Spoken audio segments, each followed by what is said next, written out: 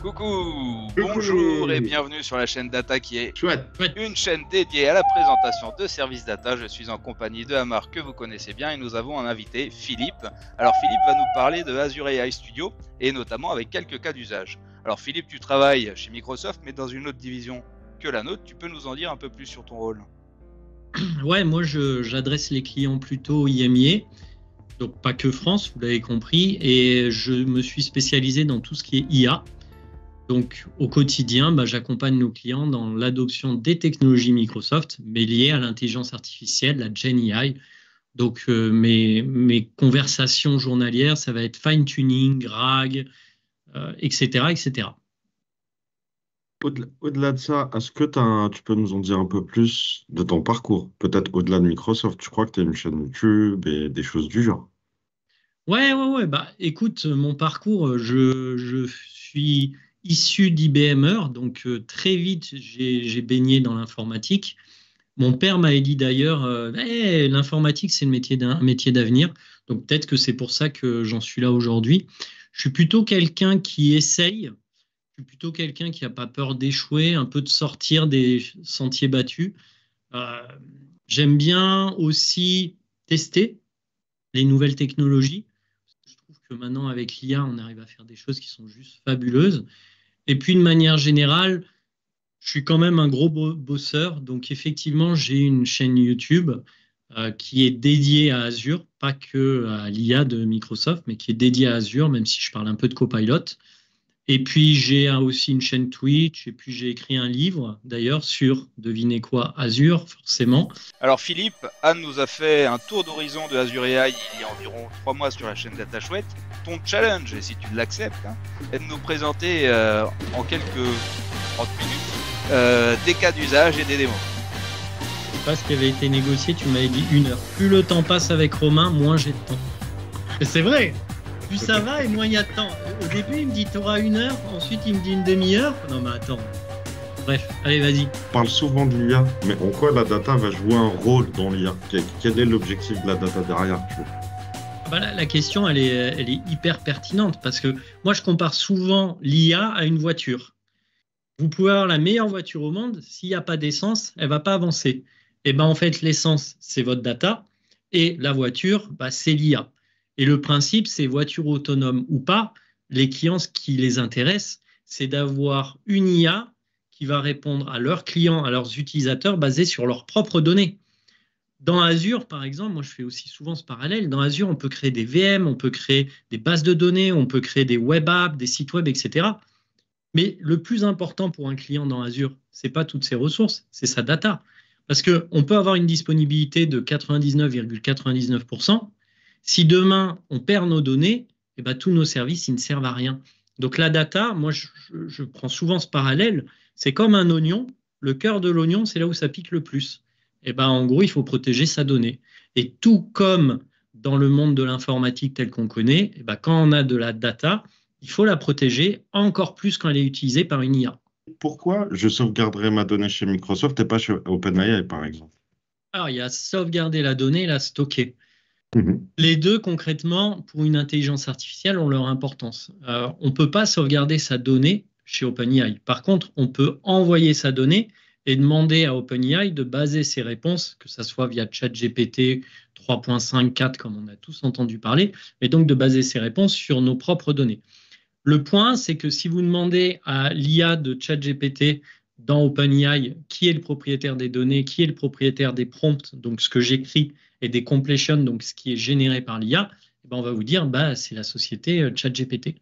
Microsoft a eu une autre approche, puisque comme vous pouvez le voir sur mon écran, via l'URL qui vous sera partagée par Romain, on va pouvoir avoir au sein de notre tenant toutes les informations qui nous concernent, qui vont être stockées chez Microsoft, mais qui ne vont pas être disponibles aux autres clients de Microsoft, ne vont pas être partagées à la société OpenAI, ne vont pas être utilisées pour améliorer le modèle, par exemple si je fais de l'entraînement supervisé ou non supervisé en machine learning, ne vont pas être utilisées de quelque façon que ce soit auprès de tiers et seront vraiment à l'utilisation exclusive du client. Donc le point, c'est la data, c'est ce qu'il y a de plus important, mais elle reste propriété du client dès lors où il est client de Microsoft et qu'il a un tenant avec un abonnement Azure et des services IA associés. Philippe, tu nous fais une première démo? Alors oui, et je vais vous faire une démo sur GPT-4o Real-Time qui est en preview. Donc il ne faut pas se formaliser sur le type de réponse de l'IA. Vous allez voir que la spécificité de ce modèle, c'est que la latence est hyper faible.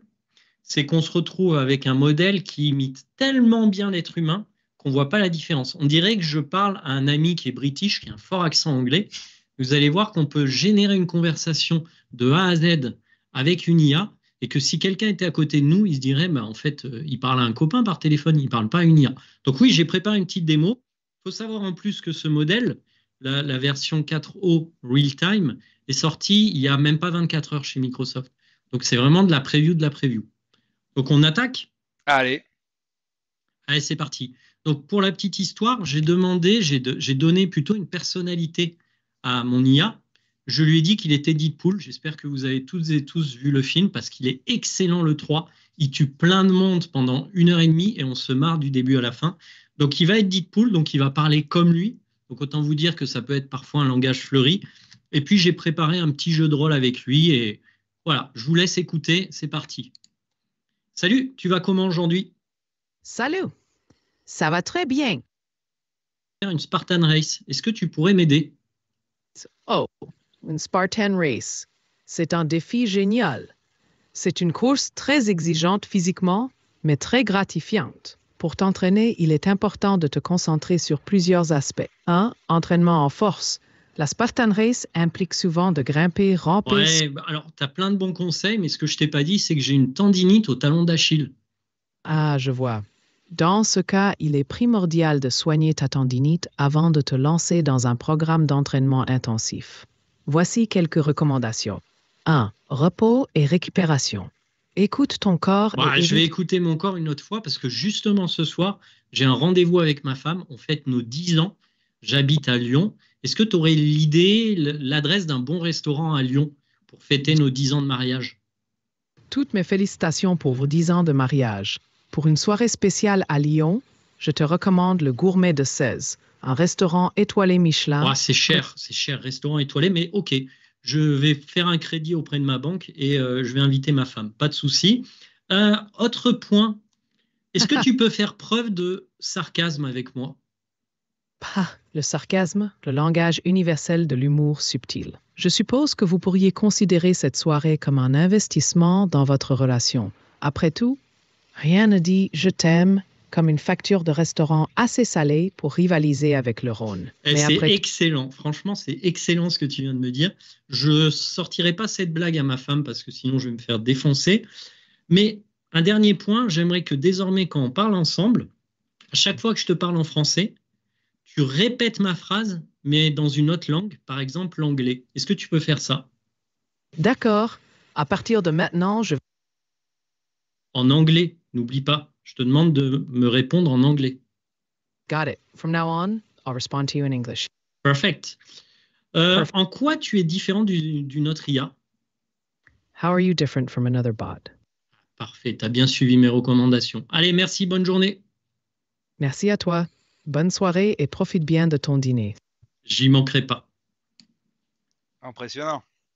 Tu as parlé de ChatGPT 4o real-time. Est-ce qu'il y a une vraie différence avec les ChatGPT 4o classiques ou le O classique ou pas du tout? Ça n'a rien à voir. C'est-à-dire que il faut bien comprendre que le real-time, il a une latence qui est de l'ordre de quelques millisecondes. C'est-à-dire que vous l'avez vu, je parlais, il n'y a eu aucune coupure. Je parlais comme si je parlais à un pote, un ami, à quelqu'un de la famille. Alors que les autres GPT vont mettre beaucoup plus de temps à traiter mes demandes. Ce n'est pas du tout du real-time. Et donc, il va y avoir des décalages de parfois plusieurs secondes entre ma question et la réponse associée. Vous idées de cas d'usage?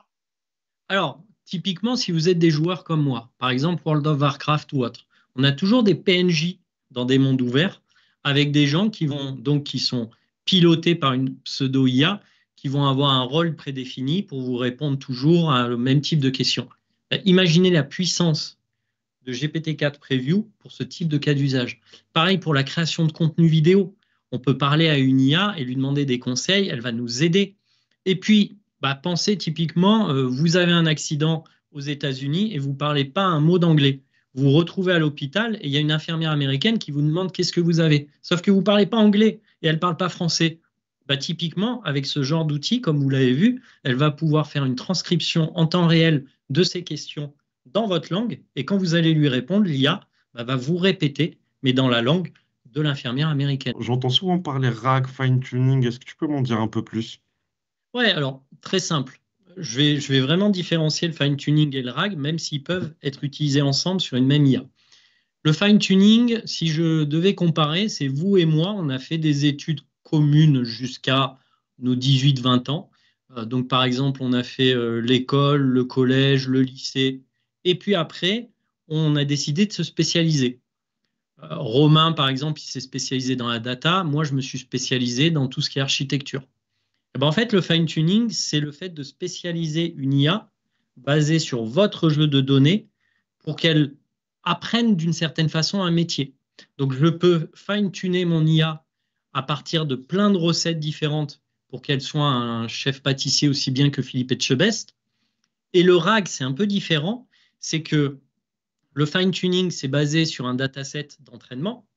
Mais quand je vais lui poser une question sur la dernière recette en vogue sur Internet, elle ne va pas savoir puisque le dataset a déjà été utilisé pour l'entraîner. Et donc, le RAG, le Retrieval Augmented Generation, le principe, c'est qu'à chaque question qu'on va lui poser sur des recettes de cuisine, elle va aller chercher la dernière recette associée sur une URL, sur une base de données.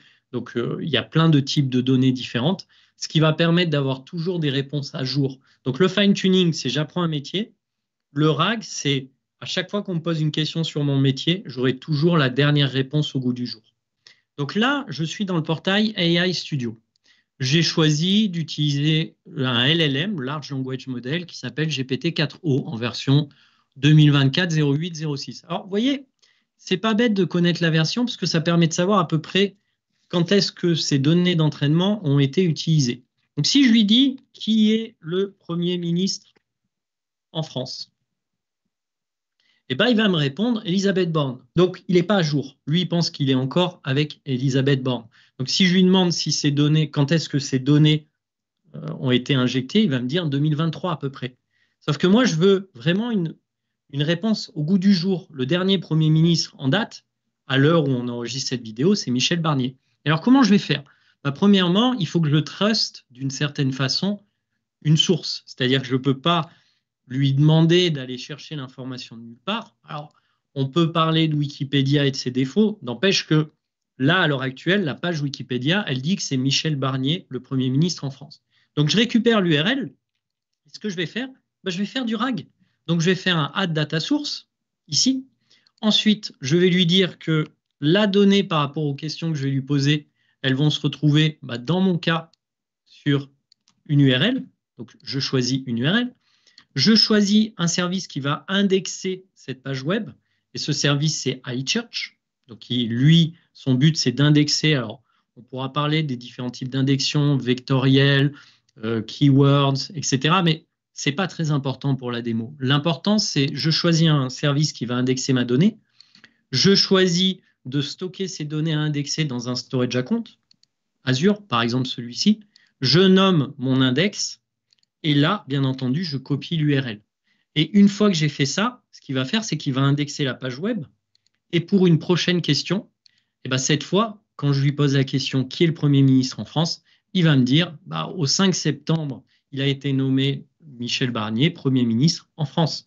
Et vous le voyez, on a cette logique d'avoir des données à jour basées sur des bases de données, sur des storage accounts, ça peut être des documents. Des données d'entreprise, finalement aussi.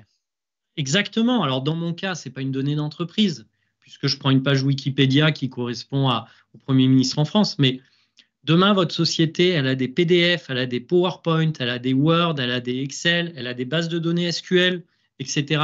Elle a des storage accounts dans Azure. Elle veut que l'IA base ses réponses sur ces données-là. Vous allez le faire via le fameux procédé dont je vous ai parlé, Azure Data. Et là, vous voyez, vous avez plusieurs sources de données. Donc, le RAG, c'est vraiment ce qui permet à une entreprise de répondre à ses utilisateurs avec ses propres données. Parce qu'on l'a dit et on le redira, le carburant d'une IA, c'est la data. Et j'irai même plus loin en termes d'éthique, pour résumer. Ce qu'il est important de voir, c'est que si vous posez une question à une IA en fonction d'une situation géopolitique, vous n'aurez pas forcément la même réponse. Sans rentrer dans un débat, si je suis russe et que j'habite en Russie et que je pose la question à une IA sur l'intérêt de la guerre en Ukraine, je sais que ma réponse ne sera pas la même que si je suis dans un pays européen.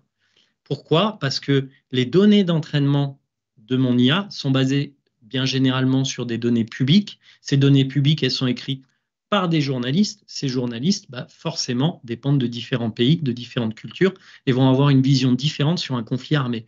Et bien là, on est dans la même logique. Donc, ayez toujours un œil critique sur les réponses de l'IA et, bien entendu, sur sa façon de raisonner. Parce que vous pouvez aussi très bien demander à une IA, ce que peu de clients font, comment tu en es arrivé à ce raisonnement. Par exemple, tout à l'heure, je lui ai demandé dans ma première démo, oui, j'ai une tendinite du talon d'Achille, qu'est-ce que je dois faire? Il m'a dit repos, glace, etc. Ok, très bien. Comment t'en es arrivé à ce raisonnement? Qu'est-ce qui te fait dire ça? Et là, elle va me proposer les différentes sources. Et une question, aujourd'hui, nos données d'entreprise sont de plus en plus dans Microsoft Fabric, dans ce fameux OneLake. Aujourd'hui, est-ce que tu peux alimenter ton RAG à partir de ces données-là? Oui, tout à fait. Alors avec Fabric, il y a des connecteurs, Azure OpenAI d'ailleurs, qui vous permettent de mapper ce que tu disais, le OneLake, le Data Lake, etc., les différents services de Fabric, pour mettre à disposition cette solution SaaS en termes de données à un moteur, Azure OpenAI en l'occurrence. Mais tout à fait, tu peux le faire. Super. Est-ce qu'il y a moyen de jouer sur les températures pour différer la précision de la réponse et tout? Ouais, c'est une très bonne question.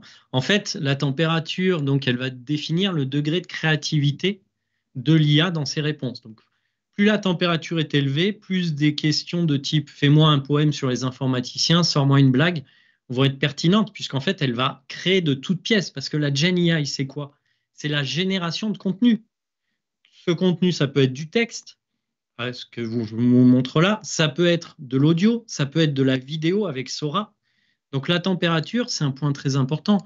Si on veut que l'IA se base que sur nos données et uniquement sur nos données et qu'elle ne fasse pas preuve de créativité, comme tu l'as très bien dit, il va falloir jouer sur la température. Ensuite, une fois que l'IA elle est configurée dans le playground, donc là je suis dans ce qu'on appelle le playground. Le playground, c'est un peu le terrain de jeu, le bac à sable. Je vais vouloir, une fois que je l'ai raccordé à mon RAG, à eChurch, à mes données, etc., et que je l'ai entraîné avec du fine-tuning, il va falloir la déployer. Et pour la déployer, je vais pouvoir la déployer sur un site web managé par Microsoft. Je peux la déployer dans Teams. Comme ça sera comme n'importe quel collègue à qui je parle, ça sera une IA cette fois. Ou je peux la déployer dans Copilot Studio et après utiliser différents autres canaux de déploiement de mon IA. Un autre point aussi, c'est que l'IA, je vous ai dit que c'était du texte, mais que c'était aussi de l'audio. Et ici, en cliquant sur Chat Capabilities, je vais pouvoir choisir une langue, par exemple français, un abonnement, une ressource de voix, et là, je vais pouvoir activer ce qu'on appelle le speech to text et le text to speech. Donc le speech to text, c'est je vais communiquer avec mon IA par la voix, et elle va le retranscrire en texte. Et le text to speech, c'est elle va me répondre en texte, et elle va générer la voix associée au texte. Ensuite, je choisis une voix. Alors, ma grand-mère s'appelait Jacqueline, donc je vais choisir Jacqueline pour le coup. Je fais un save. Et là, typiquement, je vais lui poser une question avec le petit micro en bas. Je vous montre. Parle-moi de la philosophie de Platon.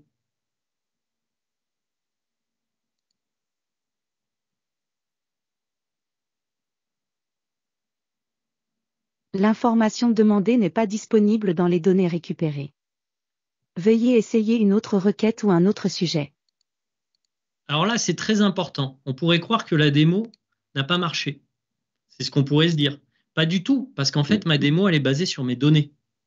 Donc, il a cherché dans les données du Premier ministre français de la page Wikipédia, si on parlait de Platon, il a dit non, il n'y a pas. Donc, si je veux le faire, il suffit que je revienne sur l'interface où je n'avais pas fait de RAG. Je réactive, pour le coup, dans cette interface, hop, tout ce que je viens de faire avec vous. Donc, ça sera un bon exemple. Je fais du speech to text, du text to speech, je choisis Jacqueline, je fais un I acknowledge, je fais un save, et là, je vais poser la même question. Parle-moi de la philosophie de Platon. La philosophie de Platon est vaste et a profondément influencé la pensée occidentale. Voici quelques concepts clés. 1. Astérisque. Bon, je ne vais pas tous les faire, vous l'avez compris, mais vous voyez la logique. Donc là, on est rentré dans une phase de speech to text et de text to speech, qui est beaucoup moins fluide parce que le moteur, c'est GPT-4o et ce n'est pas GPT-4o real time, dont on a parlé au début. Ensuite, parmi les démos que je voulais vous faire, moi, je suis un fils d'IBMer et j'aimais bien jouer au jeu qui s'appelle Pong. Alors, je ne sais pas si vous connaissez le jeu Pong, mais il est plutôt connu, c'est-à-dire il y a 2 raquettes qui sont 2 pixels, qui sont partagées par un filet. Et en fait, le but, c'est d'envoyer la balle, comme au ping-pong, de l'autre côté du terrain et que l'adversaire ne puisse pas reprendre la balle. Alors, je vous montre pour celles et ceux qui ne connaîtriez pas, pour le coup, le concept du jeu ping-pong. Mais vous allez voir, c'est très simple. Je vous montre une petite vidéo, juste ici. Voilà, donc ici, on voit la vidéo. Je vais vous la montrer peut-être ici. Voilà, ça c'est un jeu qu'on appelait Pong, qui est un peu vieux, mais voilà le jeu. Et là, je me dis, ok, mais ça serait pas mal que je le code, ce jeu. Et pour le coder, qu'est-ce que je vais faire? Je vais le décrire. Donc, je vais lui dire, tu peux me générer le code en Python pour un jeu nommé Ping. Voici les règles pour t'aider. Une balle représentée par un petit carré blanc. Bref, je lui détaille vraiment le jeu. Alors, ce qu'il faut savoir, messieurs, dames d'ailleurs, c'est que je peux le faire de cette manière, comme j'aurais pu lui uploader la vidéo et lui demander d'analyser la vidéo et de me décrire le jeu dans la vidéo. Ça aurait fait exactement la même chose. Mais pour des raisons de temps, parce que Romain, il regarde sa montre en ce moment, je vais prendre la méthode la plus rapide. Donc là, je lui demande juste de me générer en Python, vous voyez, de me générer en Python le code pour ce jeu. Et là, il est en train de me le générer. Voilà, hop. Ça prend un peu de temps, on va dire, allez, quelques secondes. Alors là, vous voyez, c'est intéressant. Bon exemple, j'avais défini le nombre de tokens très bas. Alors, un token, c'est 4 caractères en langue anglaise. Donc, dans sa réponse, il ne pouvait pas utiliser beaucoup de tokens. Ce qui fait qu'en fait, il n'a jamais fini. Vous voyez, il n'a pas terminé. Donc, pour que ça marche, clairement, on ne va pas se cacher les choses. Je vais lui reposer la même question. Et cette fois, avec un peu de chance, il aura le nombre de tokens suffisant, parce que là, je l'ai monté à 6000, pour pouvoir terminer sa réponse. Donc, on voit aussi que le système de facturation proposé par défaut, c'est basé sur des tokens, donc le nombre de caractères. Et là, voilà, il a fini de me générer le code. Alors, je ne sais pas du tout si ce code, il marche. Mais vous voyez, je le copie ici, tout en haut à droite, je le copie dans mon presse-papier. Et puis, je vais aller sur un site qui n'a rien à voir avec Microsoft et je vais faire un copier-coller du code. Et là, je vais faire un run pour voir un peu ce que ça donne. Et regardez, voilà le jeu. Et je peux jouer. Alors, moi, je suis joueur de droite. Je ne suis pas très doué. Et voilà le jeu qui a été généré très rapidement. Vous voyez toute la puissance, que ça soit auprès de monsieur et madame tout le monde, d'une certaine façon, mais que ça soit aussi auprès de développeurs. Et un point important, c'est que pour moi, je ne conçois pas l'IA utile que si elle me fait gagner du temps. Si l'IA ne me dégage pas du temps pour les choses que j'aime, par exemple que ce soit ma famille, le sport ou toute activité que n'importe qui a, je ne vois pas trop l'intérêt de l'IA. Et ce que je trouve vraiment bien avec l'IA de Microsoft, c'est qu'on la design et on la travaille pour qu'elle nous fasse gagner du temps. Et vous voyez, moi, un développeur, alors vous allez me dire, tous les développeurs n'ont pas besoin de coder un Pong chaque jour. Ça n'empêche que la logique, elle est là. Alors, il faut toujours être critique sur les résultats. Et du coup, là, c'est pertinent qu'on a le code, on peut toujours le vérifier et pas prendre pour acquis toutes les réponses que l'IA va nous donner. C'est très vrai ce que tu dis. Et vraiment, même, tu vois, j'allais en parler. Tu m'as enlevé les mots de la bouche. De la même manière que quand on fait une recherche sur Google ou sur Bing, parce que tout le monde utilise le moteur de recherche Bing, bien entendu, il faut avoir un esprit critique sur ce que l'on lit sur Internet. Et là, c'est exactement pareil. C'est-à-dire qu'il faut utiliser l'IA parce qu'elle fait gagner du temps. En tout cas, moi, je l'utilise tous les jours et je gagne énormément de temps, ne serait-ce qu'avec Copilot Teams, pour résumer mes réunions clients et pour envoyer le compte-rendu. Donc, je gagne au minimum 1 heure par jour grâce à l'IA de Microsoft.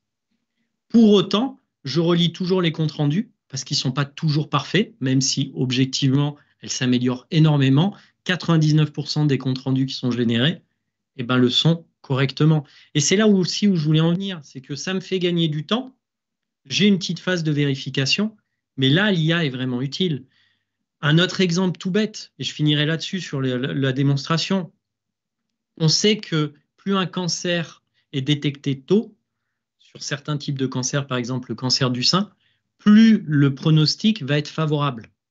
On a pu voir qu'en entraînant des IA avec des datasets d'imagerie, etc., on a pu voir que les IA deviennent plus performantes que les êtres humains pour détecter des tumeurs, que ce soit dans le sein ou dans d'autres parties du corps. Donc, si l'IA me fait gagner du temps, mais qu'en plus, elle améliore ma vie, je dirais pourquoi s'en passer. DALL-E. Donc, DALL-E, le principe, c'est que à partir d'un prompt, on va générer une image. Typiquement, si je vois une image sur Internet qui me plaît et que je veux en générer une proche, je vais demander à Copilot de me générer le prompt basé sur cette image. Et à partir de ce prompt-là, par exemple celui-ci, comme vous le voyez à l'écran, je vais pouvoir générer une image similaire ou celle-ci. Et là où je suis 100% d'accord avec toi, c'est que le prompt fait tout. Plus vous êtes flou, et moins le résultat va être bon. Mais c'est pareil dans la vie réelle. Si vous arrivez dans, je ne sais pas, vous avez une petite faim, il est 16h30, vous arrivez dans une boulangerie et vous dites à la boulangère ou au boulanger, je veux quelque chose de sucré. Et vous dire, ok, mais tu veux quoi? Un éclair, un pain au chocolat, etc. Une chocolatine, s'il te plaît. Une chocolatine, ouais, c'est vrai. C'est vrai à qui je m'adresse, j'avais oublié. Je suis désolé, messieurs. Mais plus sérieusement, plus on est précis dans nos demandes, plus la réponse de nos interlocuteurs va être précise. Et c'est exactement pareil avec l'IA. Plus vous êtes flou, plus la réponse sera floue. En parlant de gagner du temps, moi j'ai un client qui m'a demandé hier s'il n'y avait pas une solution pour traduire des documents d'une langue à une autre, sachant qu'il a repository plein de PDF dans différentes langues. Est-ce qu'on aurait une solution pour ça? Ouais, franchement, on a Language Studio, donc language.cognitive.azure.com. De toute façon, tu mettras les liens dans le descriptif de la vidéo. Concrètement, tu as un service qui s'appelle Document Translation, qui est en preview, que moi j'utilise. Alors, je vous ai dit tout à l'heure que, ou peut-être pas d'ailleurs, je vous ai dit que j'avais écrit un livre sur Azure. Il faut savoir que ce livre, tous les royalties iront à la lutte contre le cancer chez l'enfant. C'est marqué en toutes lettres dans le petit bandeau bleu. Sauf que ce livre, il est en français. Et moi, je me dis, je veux faire fortune aux États-Unis. Donc, mon but, ça va être de traduire ce livre, sauf que je ne veux pas le faire moi, parce que je n'ai pas le niveau d'anglais nécessaire pour le traduire. Je vais demander justement à Azure AI de le faire. Donc ici, je vais lui dire « Translate from » depuis le français. Et mon objectif, c'est de le vendre, par exemple, aux États-Unis, dans les pays anglophones, donc en anglais. Ensuite, je lui dis que le storage account qui va me servir à stocker mon livre, c'est celui-ci. Je fais un next. Je vais lui uploader un fichier. Alors, le fichier, typiquement, je vais le retrouver dans mes documents. Hop, livre. On va prendre, par exemple, le quatrième. Allez, on va essayer celui-là. Machine virtuelle. Le 5e chapitre de mon livre. Donc, je vous montrerai un peu ce contenu. Je le sélectionne, je fais un next. Là, il va uploader mon fichier et il va me dire, OK, je suis prêt à le traduire. Comment tu veux le récupérer? Je vais lui dire, écoute, je veux le récupérer dans mon storage account, dans un conteneur qui s'appelle Translated. Et le nom du storage account, ça sera DoctoTranslate. Et là, je fais un next. Si j'ai un dictionnaire à lui proposer, parce que vous savez, en informatique, on utilise toujours des termes qui sont bien particuliers à notre domaine. Je peux lui envoyer mon glossaire directement. Et une fois que je suis prêt, je fais un Start Translation Job. Et là, dans quelques minutes, mon document va être traduit. Alors, je vous montre en attendant qu'il le traduise le résultat déjà d'origine pour que vous compreniez un peu la logique derrière ça. Donc là, je vais ouvrir le document Word et je vais vous montrer. Donc, c'était machine virtuelle. Voilà. Là, vous voyez, il me dit, c'est déjà fait, il est traduit. Donc, je n'ai même pas eu le temps de vous montrer l'original. Donc, voilà l'original. Alors, hop, j'enlève les markups, tout ce qui est review. Voilà l'original de mon livre. Voilà, vous voyez, c'est en français, avec des images, etc. Rien de particulier, si ce n'est qu'il est très bien écrit, je vous le conseille. Ensuite, je vais aller, bien entendu, dans mon répertoire download et je vais ouvrir la version traduite. Et ce qui est intéressant, c'est que regardez, il l'a fait, et il l'a fait plutôt pas mal. C'est que là, je vais dans Review, je fais nos markups, et là, j'ai la même chose que je viens de vous montrer, mais traduit en anglais. Avec un respect aussi de la mise en page. De la mise en page. Quand des mots c'est impressionnant. Assez impressionnant. Et donc, je vais faire fortune, bien entendu, en vendant mon livre à l'international. J'avoue que c'est vachement impressionnant, cette traduction de texte, mais je suis quelqu'un de très, très gourmand. Est-ce qu'il n'y a pas moyen ou d'autres moyens de l'utiliser que pour du texte? Oui, typiquement, dans Speech Studio, tu as Speech Translation. Alors, c'est un service qui est assez terrible, puisqu'il va te permettre, à partir d'un fichier audio, de transcrire d'un langage source vers un langage target. Donc, tu peux dire, le langage source que je t'envoie, c'est du français, ou de l'anglais d'ailleurs, et je veux que tu me le traduises en français. Donc, je fais un browse file, et là, je vais récupérer, alors, hop, on va s'amuser avec ça, je vais récupérer dans ma démo la musique du dernier Deadpool, de Madonna Like a Prayer, que j'adore d'ailleurs.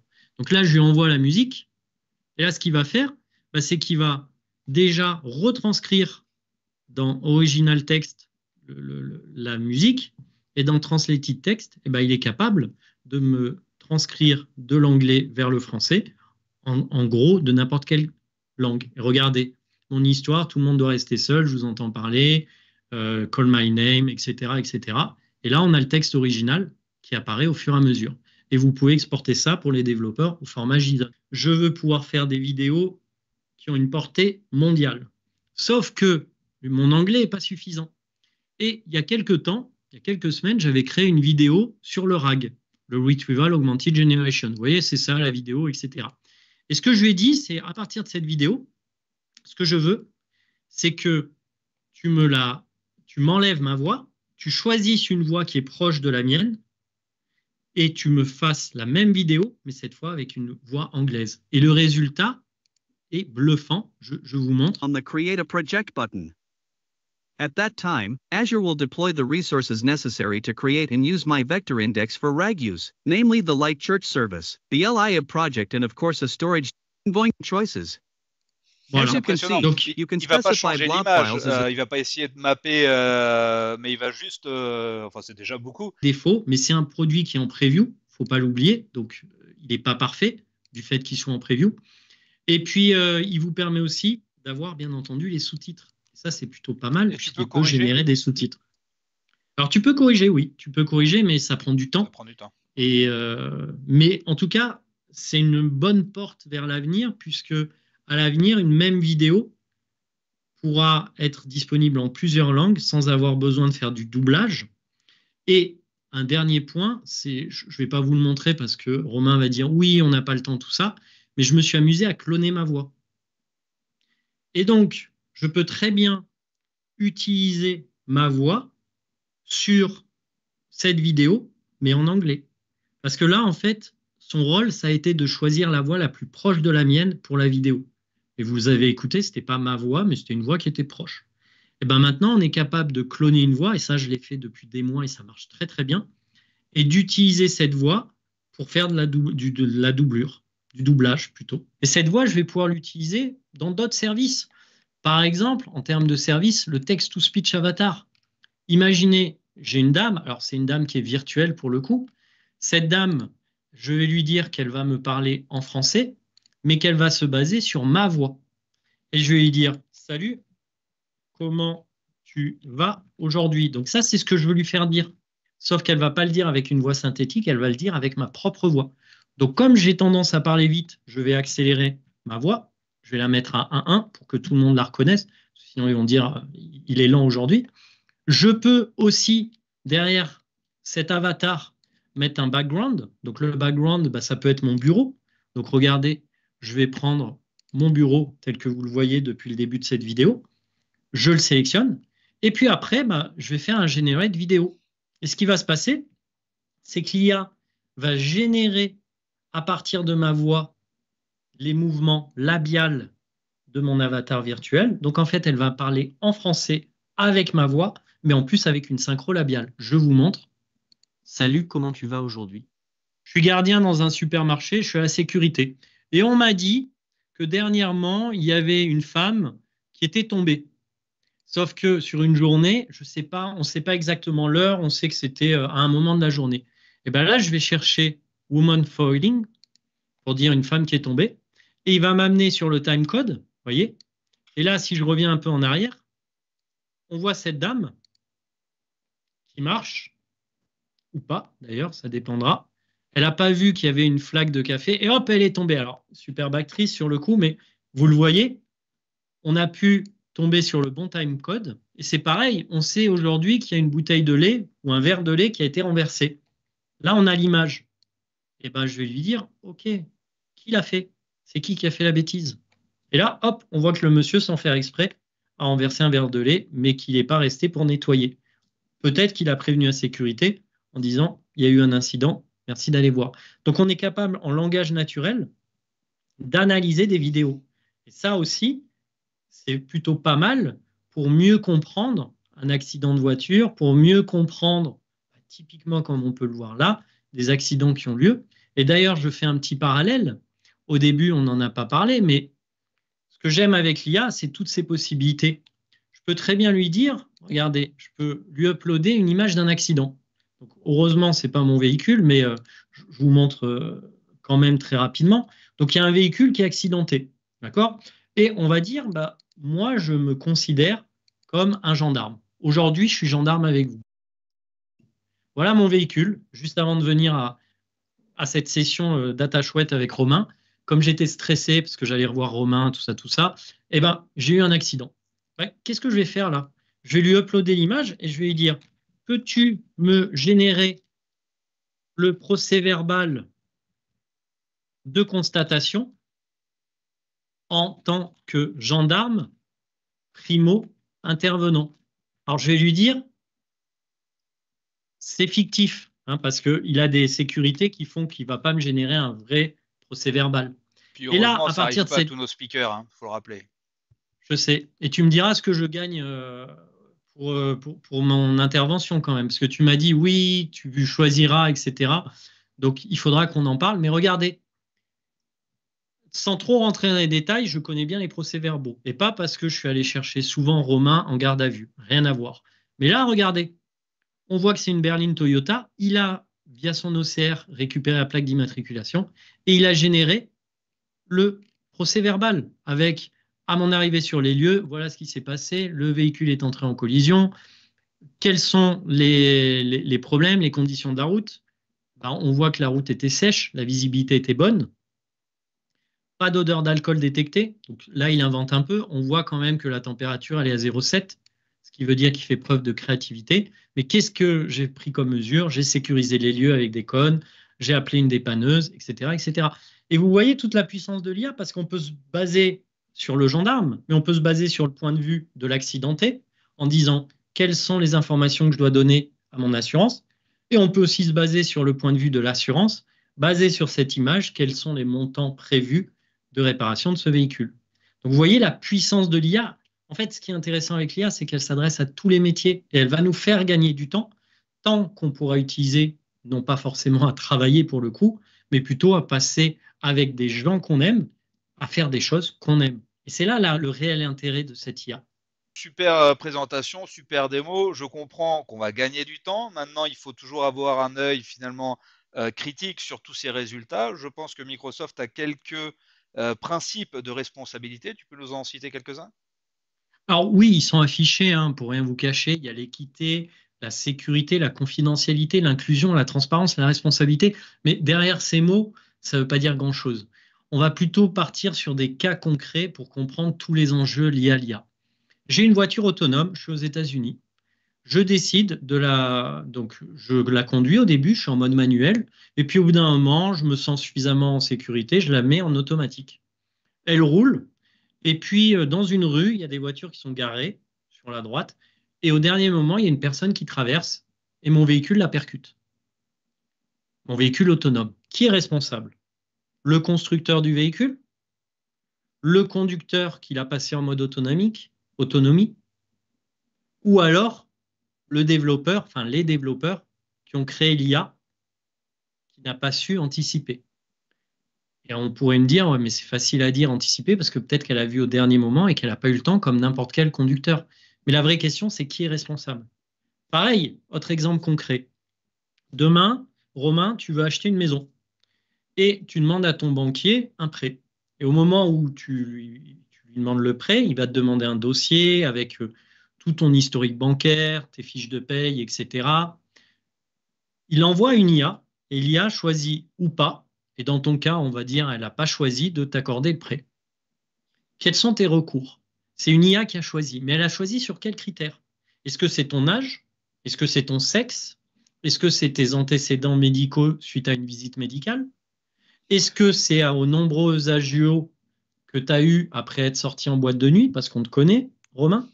Concrètement, est-ce que je peux avoir des réponses à ça en tant qu'utilisateur?